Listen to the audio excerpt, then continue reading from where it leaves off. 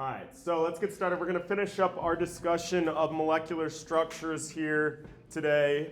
Last class, we started talking about the geometry of these molecules, right? Taking that Lewis structure and translating that information into the actual shape of our molecule here. And what we did was we looked at these, for your homework, you had this fancy computer program, kind of like this one, that allowed you to build these molecules and take them and spin them around so that you can get a better idea of what that shape is, okay? However, on our exam, we're not going to have a fancy computer program to build stuff and spin it around, right? So how do we get that same information just on pencil and paper? All right, so we're going to introduce you all to what's called the perspective drawings of these molecules. And you all got a little bit of a rude introduction to this last class because my computer program didn't work for one of these shapes. So we kind of saw this introduced briefly. But now we're going to do a more formal introduction and learn how to draw these ourselves. All right, so we're going to start with our easiest shape here. All right, these are our trigonal planar geometries. All right, the other thing we're going to do is we're going to work with this list of geometries here. These are all the possible geometries. It's not about memorizing these here, but we do need to be able to sight recognize them, right? We need to match our geometry that we're looking at to one on this list here. All right, so again, this shape here, it's in the shape of a triangle, and importantly, all of these atoms lie in the same plane, right? A nice flat molecule here. So again, this is this trigonal planar geometry. And because all of these bonds lie in the same plane, this is the easiest structure to draw for our perspective drawings. We're just going to draw it just like we see here, with our three lines, each representing our bonds. So here would be our perspective drawing for this trigonal planar geometry.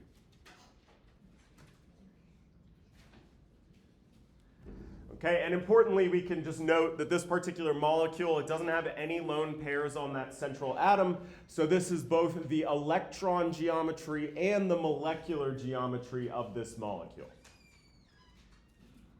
Okay? All right, so then how can we use this to help us see what the molecular geometry is for a molecule that does have a lone pair on that central atom? All right, so we're going to do a similar molecule here. Get this out of the way.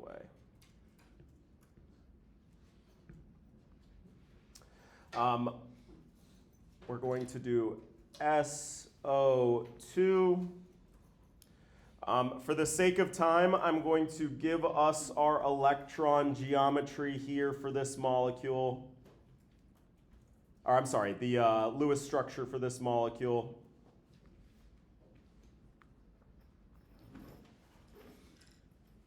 Okay, this is an example of an expanded octet molecule. We have sulfur actually having 10 electrons in its octet here, but again, that's okay because sulfur is one of our larger elements on the periodic table.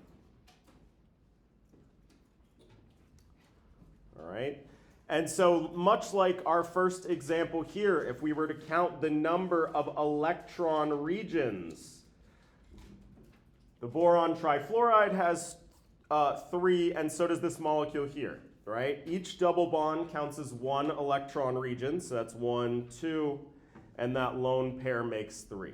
So again, our number of electron regions is 3.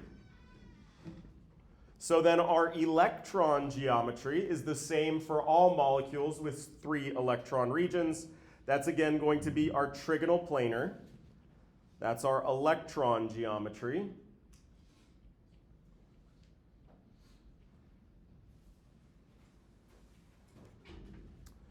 All right, but if I want my molecular geometry,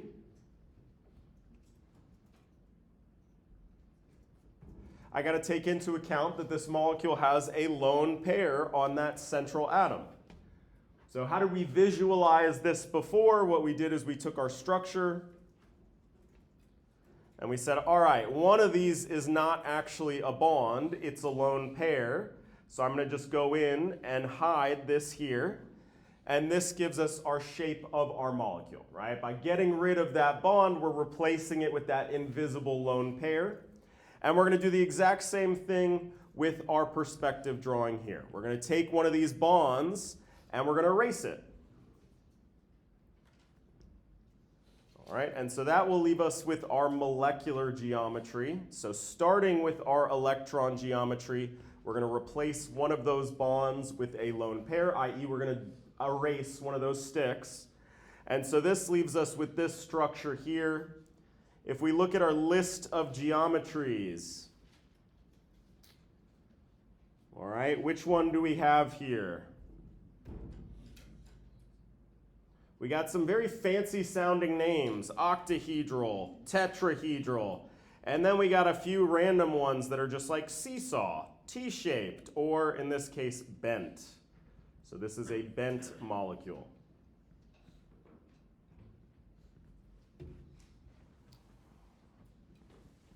All right, so when we have that lone pair, we're going to replace one of those bonds in our perspective geometry. We're going to erase it. All right. This is sort of my invisible lone pair of electrons here.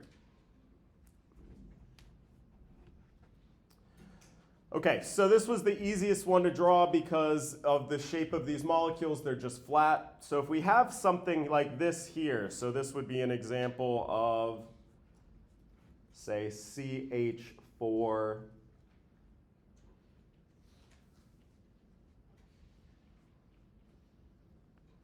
A molecule that now has 4 electron regions.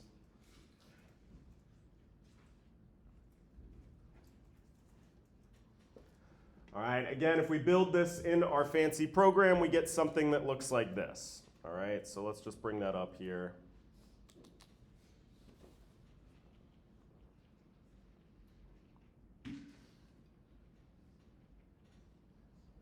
Okay.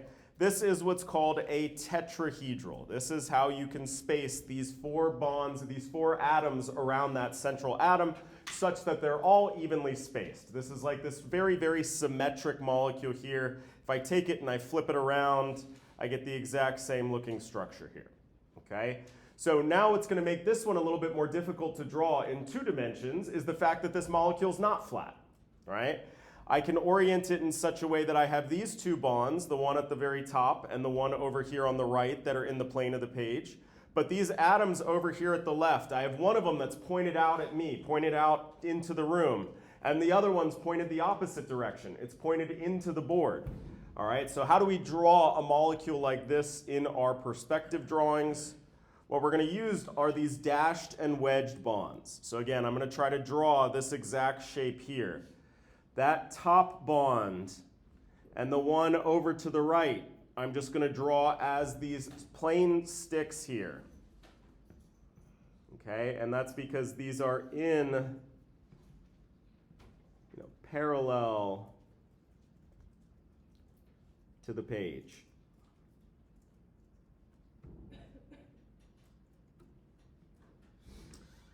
Okay, but now if I'm going to draw this right here, this bond that's sticking out at me, we're going to use a different shape. We're going to use a wedge. So a little Bolden triangle here.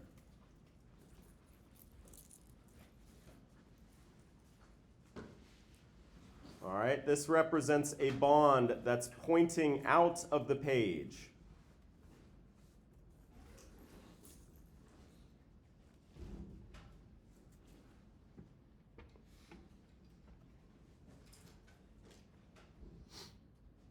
All right, so now I got to draw the other bond that's now pointing into the page, this bond that's sticking out in the back of that molecule. And we're going to use a different shape here. We're going to use these dashed bonds.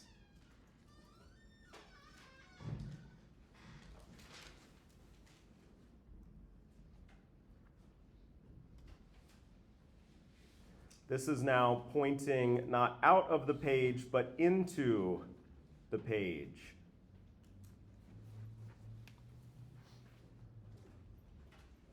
All right, so this is how we represent these 3-dimensional molecules using these perspective drawings. We have 3 different types of bonds that we can use. We have our flat bonds. These are just parallel to the page, right? We said how when we did our trigonal planar, we only had to use those because, again, all 3 of those bonds were flat on the page because of that trigonal planar geometry. For our tetrahedral, we only have 2 of these bonds that are flat on the page. We have another one that's pointing out at the page. For that, we use these wedged bonds. And then the last bond here is now pointing into the page, right? The back of the molecule here. And for that, we use our dashed bonds.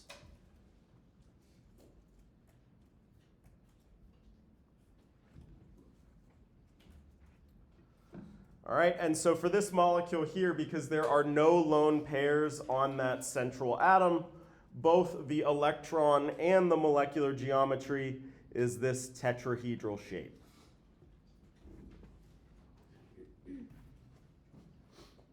All right, so then how can we use this perspective drawing to help us visualize the shape of molecules that do have lone pairs on that central atom? Okay, we're going to do another one with 4 electron regions, so we have this same electron geometry. If we did NH3, we'd have a central nitrogen with 1 lone pair and 3 bonds. So again, we have a total of 4 electron regions. So our electron geometry would be that same tetrahedral shape.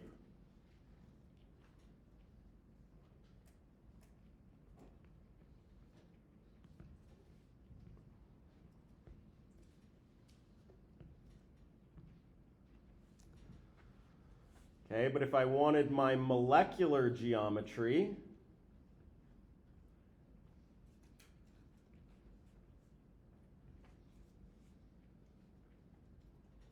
I'm going to take that same perspective drawing, and what am I going to do to it?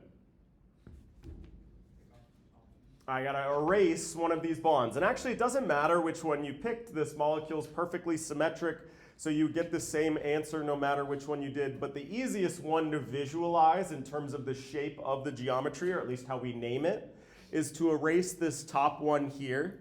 Again, we're sort of visually erasing it, but really we're replacing it with this invisible lone pair. Okay? And so this shape here, we can do it in our fancy program as well to try to convince ourselves. All right? This molecule here, we again have a triangle shape.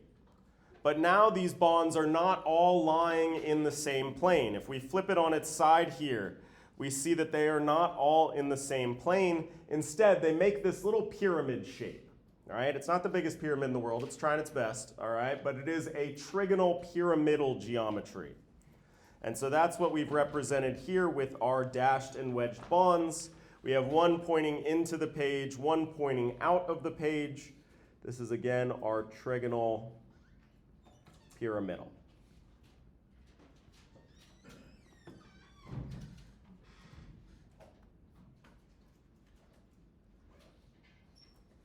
All right, so again, we're trying to learn how to draw these 3-dimensional molecules in a way that conveys the actual geometry of these molecules. And we're going to use these perspective drawings here that have these fancy dashed and wedged bonds. Again, the wedged bond means that it's pointing out of the page, pointing towards you. And the dashed bond means the opposite. It's a bond that's pointing into the page, right? So we can convey the 3D geometry of the molecule using these dashed and wedged bonds. All right, so let's do another one here for our different geometry. This would be a molecule with 5 electron regions. So for example, PCl5. Again, one of our expanded octet molecules. We have this central phosphorus that's bound to these 5 chlorines.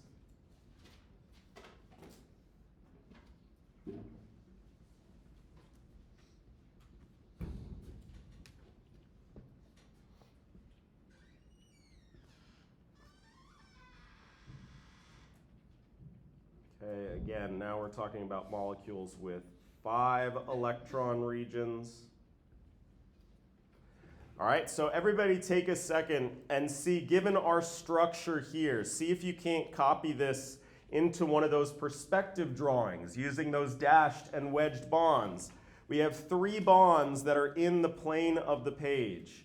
We have 1 bond pointing out at us and 1 that's pointed back into the page. So using those dashed and wedged bonds, see if you can't draw this molecule here.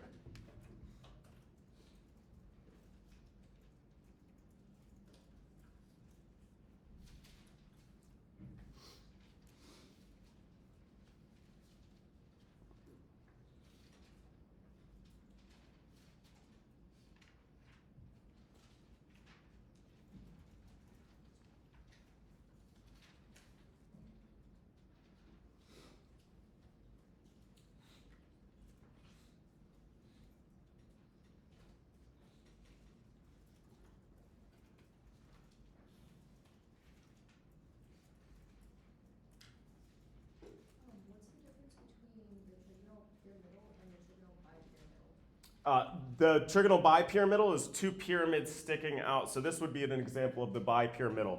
You have 1 triangle, 1 pyramid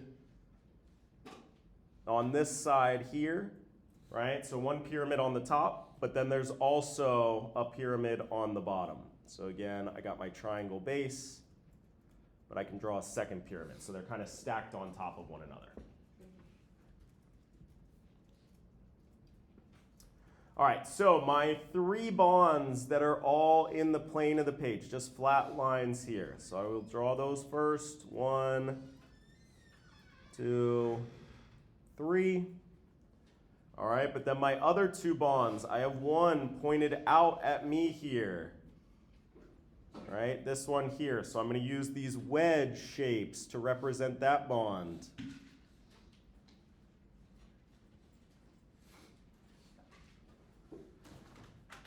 Okay, and then I have another one pointing into the page here in the back.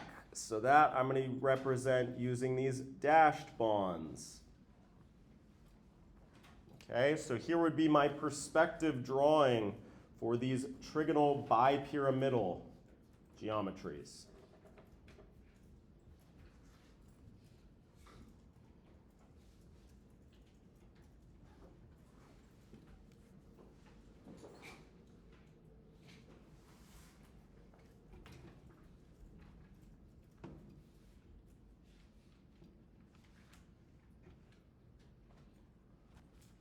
Okay, so now if we want to take a look at a molecule, and again, this molecule has no lone pairs on that central atom, so both the electron and the molecular geometry are the same, both these trigonal bipyramidal. All right, if we wanted to take a look at a molecule that also had 5 electron regions, but had a lone pair on that central atom, an example would be something like SF4.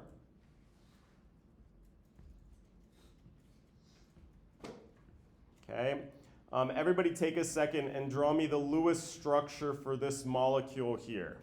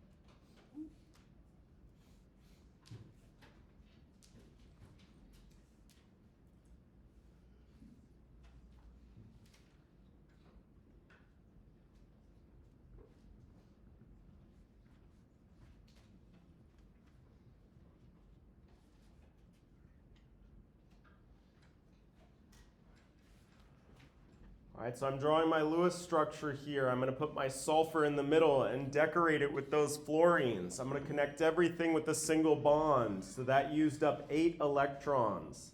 So I had 26 left over. The first thing I do is go and make everybody on the outside happy first. So I go around and complete the octet of all the fluorines on the outside. And now I still have 2 left over. What am I going to do with those 2 that are left over? Central atom. Okay, and so this molecule here has 1, 2, 3, 4 bonds, but a total of 5 electron regions because of that lone pair on that central atom. All right, so again, my number of electron regions is 5, which means that my electron geometry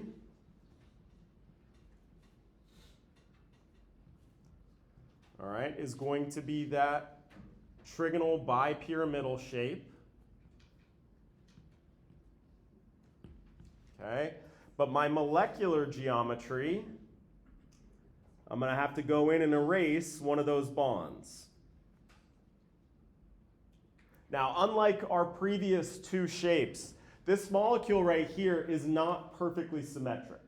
We actually have 2 different types of bonds here. We have these 2 that are opposite of one another. They are 90 degrees from all the other bonds in this molecule. But then we have these 3 here that are arranged around the middle. These are only 120 degrees from one another and 90 degrees from these, the straight up and down bonds here. So I would get a different geometry depending on which one of these I erased. If I erased a green stick, I would get a different geometry than if I erased a red stick. Okay? Now, importantly, the fundamental principle of this whole VSEPR theory, right, the valence shell electron pair repulsion theory, is that all these electron clouds want as much room as possible. So when I erase one of these bonds to replace it with a lone pair, I'm going to pick the one that would give that lone pair the most possible room that it could have. All right? And that would be one of these green bonds here. So we're specifically going to erase from those 3 around the center. That's going to give my lone pair the most possible room. Okay, which one of those 3 you picked wouldn't matter. All right, let me get rid of some of my colorings here so it doesn't get too confusing.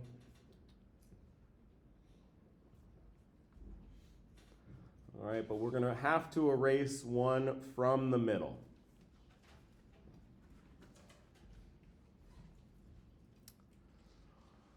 Okay, and so this geometry here might be a little bit easier if we were to lay it on its side. Okay, this is what we call a seesaw geometry. My electron geometry would be that trigonal bipyramidal, but my molecular geometry would be that seesaw shape. Okay, and so just to sort of build it in this program where we can spin it around and see where the name comes from. All right, again, if I'm going to get rid of one of these here, we now have our seesaw. It can go back and forth. It's kind of hard to do in this program, but that's where the name comes from.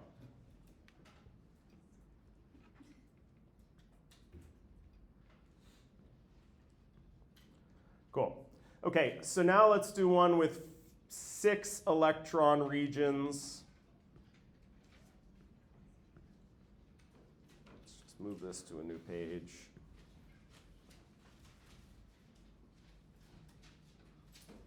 Okay, if we instead had 6 fluorines instead of just 4, our sulfur hexafluoride here.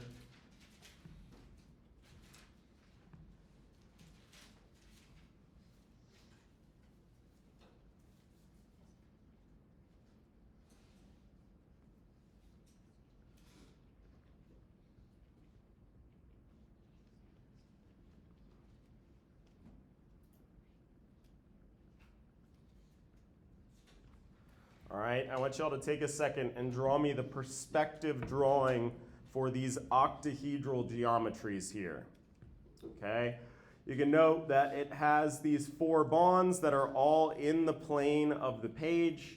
It's got one that's pointed out at you and another one that's pointed back into the board here. All right, so draw that octahedral geometry using our perspective drawings.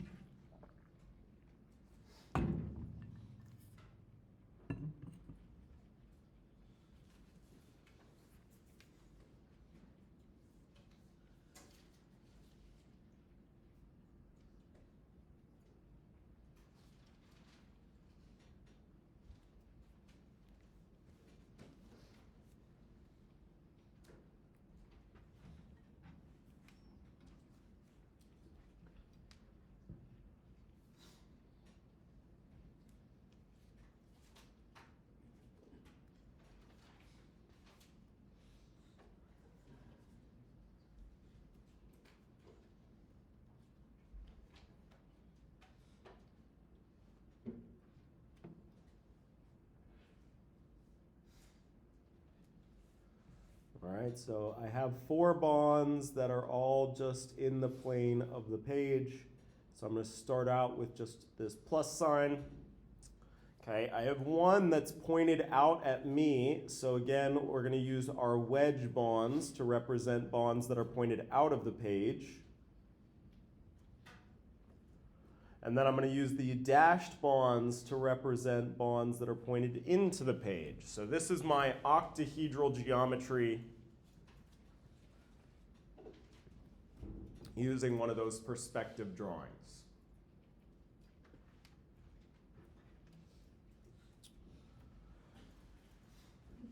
Okay, and if we had just one lone, so first of all, I guess take a step back. This molecule here has no lone pairs on the central atom, so both its electron and its molecular geometry would be this octahedral shape.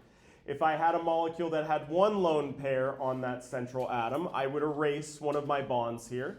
And this molecule is completely symmetric, so it doesn't matter which one you choose. All right, but now let's do an example. We're going to do XeF4. Everybody take a second and draw the Lewis structure for this molecule here. Xenon tetrafluoride.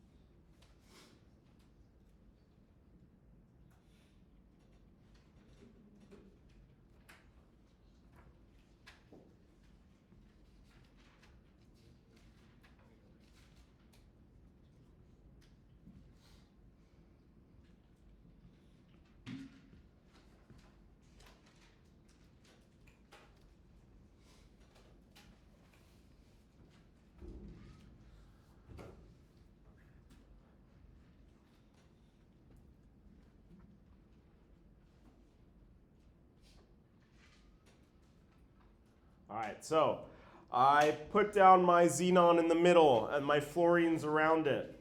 I draw single bonds in. That takes care of 8 of those 36 electrons. I got 28 left over, so I make all my fluorines happy. That gets rid of another 24. I got 4 left over, and those are going to go on that central atom. Okay? So before we move on, what is really weird about this compound here? Yeah, it's xenon, right? Xenon's a noble gas. What did we learn about noble gases? That they don't form bonds. Well, here's an exception here. You're going to learn as you go through your science, really all sciences. When we start out, we kind of oversimplify things for y'all because the real truth is really, really complicated, right? So we just have this hard, fast rule. Noble gases never make compounds. All right, that's a little bit of a lie. In particular, xenon is the largest of all the noble gases. The larger an atom is, the worse it does at holding on to its electrons. It's just got so many electrons, right? So the bottom line is this is an example here of a compound of a noble gas. It's really only because xenon is so large, like neon and helium and argon. I don't know about krypton. Maybe there are some krypton compounds. But the smaller of the noble gases, really, you will never see in a compound. But this larger one here, xenon, we will. Okay? So because this molecule has 1, 2, 3, 4, 5, 6 electron regions, that means that its electron geometry is that octahedral shape.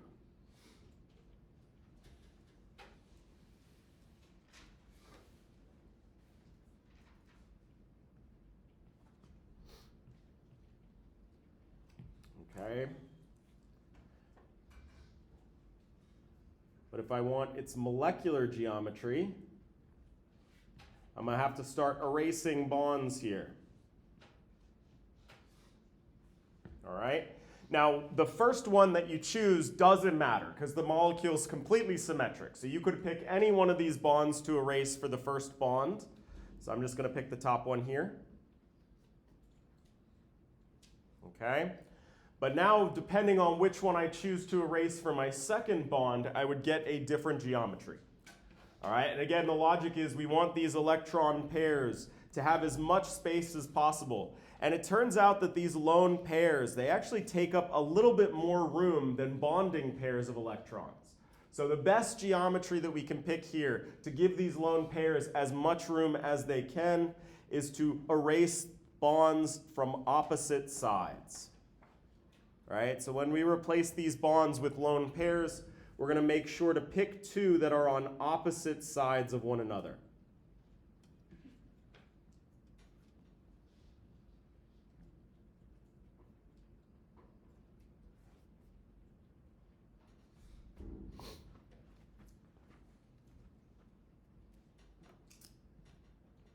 Okay, and so my electron geometry is that octahedral shape, same as everything with 6 electron regions.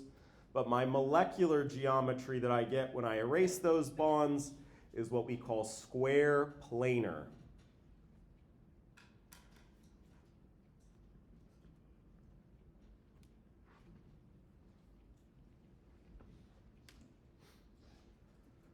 All right, we had talked about trigonal planar geometries where we have this triangle that's flat. If we look at one of these square planar geometries, all right, where does the name come from? Let's pull up our octahedral. Now I'm going to get rid of 2 bonds, but again, I'm going to select 2 that are on opposite sides of one another. And so what we get here is this square shape. And again, it's square planar because all of these atoms lie in the same plane. All right? If you went and sliced, you would hit all 5 of these atoms in one shot. So this is a square planar geometry.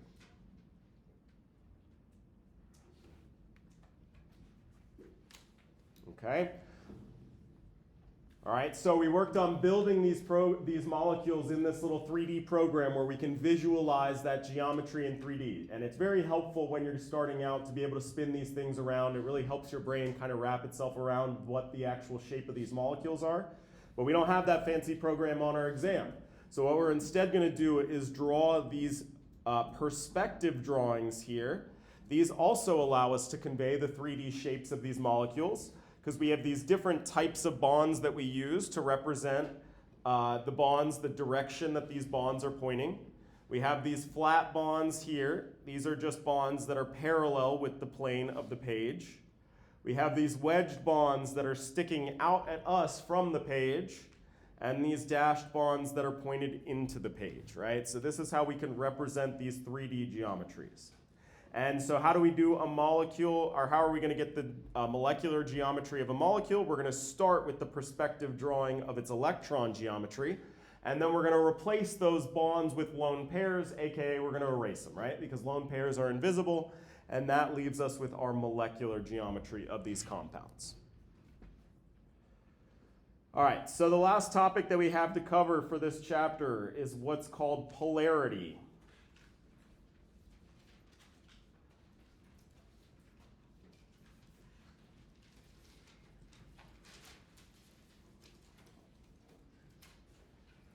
All right, this concept of polar and nonpolar is something that's you sort of encounter a lot in different stages of your chemistry career. Okay. To be a polar molecule, what does that mean? A polar molecule is a molecule with an uneven distribution of electrons.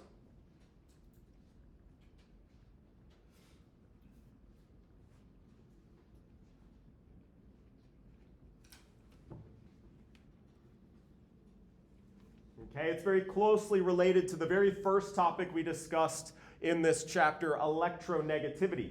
This idea that certain elements are really good at pulling electron density onto themselves. So an example of a very simple polar molecule would be something like HF. Hydrogen fluoride.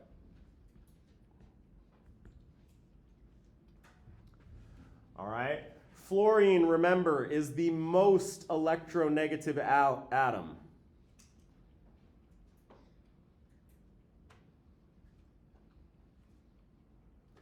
Right? And remember, most electronegative atom means that it's the best at electron tug of war. Right? This hydrogen and this fluorine atom are sharing this pair of electrons, that covalent bond. But this isn't an equal sharing because both are tugging at that pair of electrons. And fluorine is the tug-of-war champion. It's really good at pulling electron density away from that hydrogen. And so if we were to look at our electron density in this molecule here, we would see that we have very little on that hydrogen and a lot of electron density on that fluorine. Right? So it's pulling all those electrons onto itself, causing this unequal distribution of electrons in this molecule. And what do we know about electrons? They're positively charged, negatively charged, negatively charged. So if I've created this unequal distribution of electrons, that means there's a whole lot of negative charge over here on this end of the molecule, and I'm left with very little over here on this end of the molecule. All right, we use this symbol here. This is a Greek letter of the alphabet, a lowercase delta. You guys have seen uppercase deltas, the triangle. You use those in math a lot. All right, this is just another one of those Greek letters. This is the lowercase delta. Okay, and we use these to represent partial charges. So a delta with a minus sign, this would be a partial negative charge on one end of the molecule. Right, and the lowercase delta with the plus sign, this represents a partial positive charge.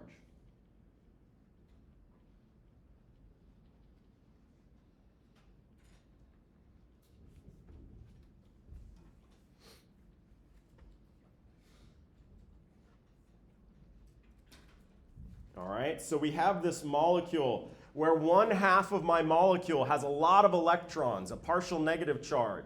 And the other half of my molecule does not have a lot of electrons. It's left with a partial positive charge. These are what we call polar molecules. They have this unequal distribution of electrons.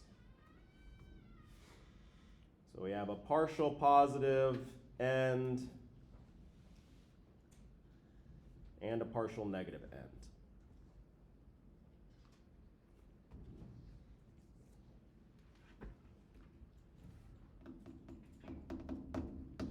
All right, so we need to be able to spy whether a molecule is polar or not. If it's not polar, we call those non-polar molecules.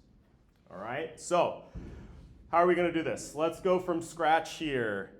We need our Lewis structure for water. I'm going to give you the Lewis structure.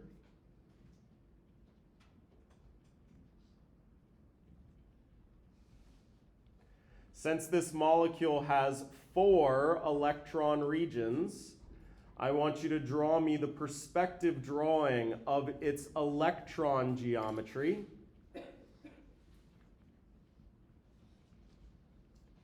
And then finally, its molecular geometry.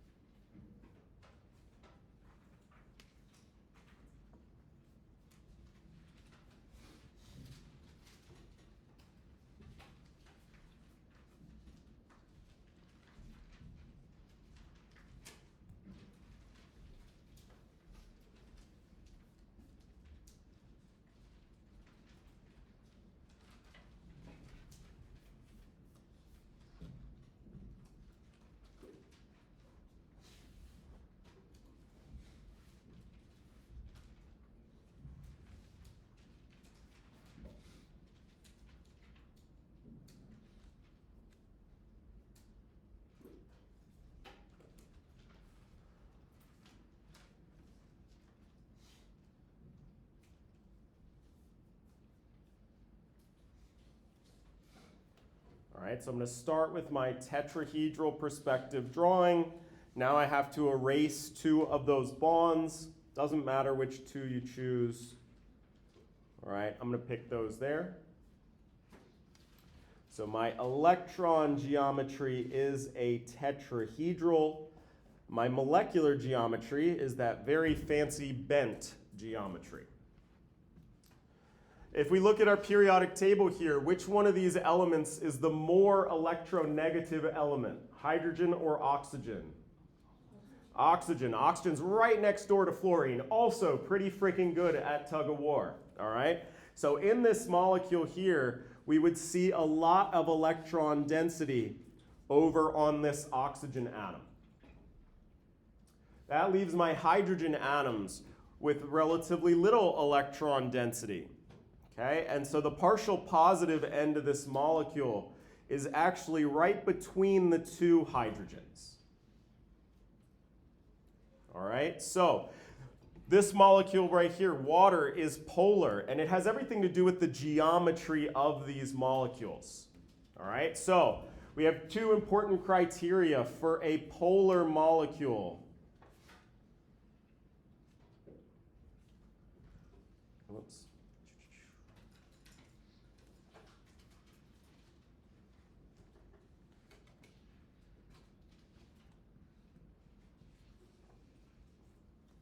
First of all, they have to have polar bonds,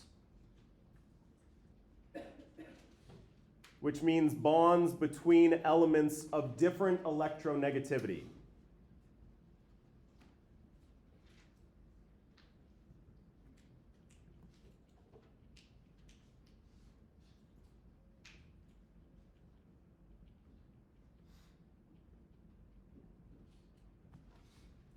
All right, so importantly, if we have a molecule like, for example, F2, fluorine is the most electronegative atom. But if it's bound to another fluorine atom, there's not going to be an uneven distribution of electrons in this molecule. Both of these atoms have the same electronegativity. They're both just equally as good at tug of war. So this would be an example of a non-polar molecule. All right, another important example of a non-polar molecule. because again, these elements have to have different electronegativity, all right? And so we just want to put here, except carbon and hydrogen bonds. Hydrogen lives all the way on the left side of the periodic table, but it's kind of in the wrong place. It's also a non-metal, and it turns out that electronegativity-wise, it's the same as carbon. Okay, so this bond here, these are two different elements, but they actually have the same electronegativity. So if we take, for example, CH4, this molecule right here is also non-polar.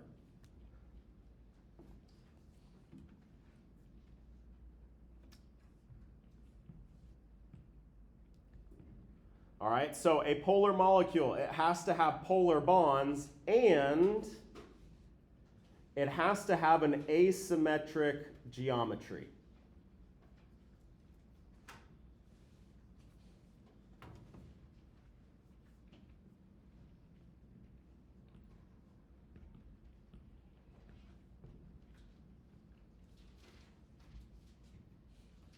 All right, so an example of a nonpolar molecule that still has polar bonds would be carbon tetrachloride. This molecule here, even though it has these 4 polar bonds, they're all arranged equally in space in that tetrahedral geometry. So this does not have an asymmetric geometry. It's also nonpolar. All right, so how can we spy asymmetric geometries? Okay, either we have lone pairs on the central atom,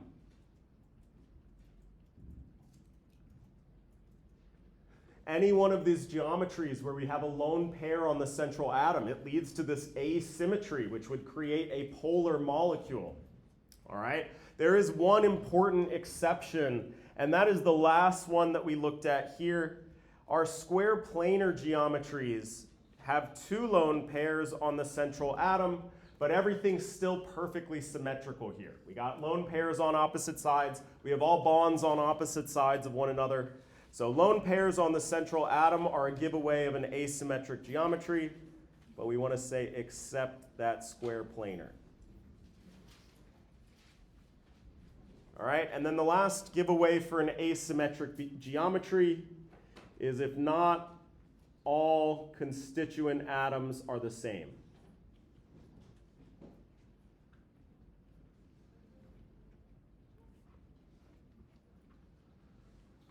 All right, so for example, this carbon tetrafluoride we said was a nonpolar molecule, right? Because it's not an asymmetric geometry. But if I took it and I replaced those chlorines, a few of those chlorines with hydrogens, actually I could just replace one. Now all of a sudden, not all my bonds are the same. This would be an example, of a polar molecule.